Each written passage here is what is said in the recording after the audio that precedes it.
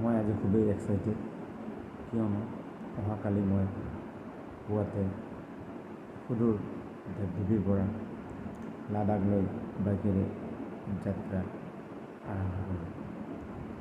এই সপোনটো মোৰ যোৱা 3 বছৰৰ পৰা মনত পুহি ৰাখিছিলোঁ, কিন্তু কিছুমান অসুবিধাৰ কাৰণে মই আগত হয়তো যাব পৰা নাই।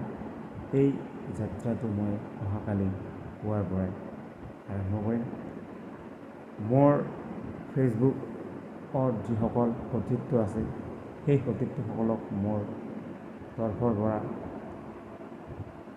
বিনম্ৰ অনুৰোধ জনাইছোঁ, তেখেতসকলে যাতে মোৰ যাত্ৰাটোত অতি সঁহাৰি জনাই ভগৱানৰ ওচৰত প্ৰাৰ্থনা কৰে, যাতে মই এই যাত্ৰাটো সুকলমে উভতি আহিব পাৰোঁ।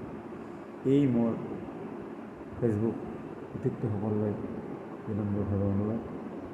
ধন্যবাদ।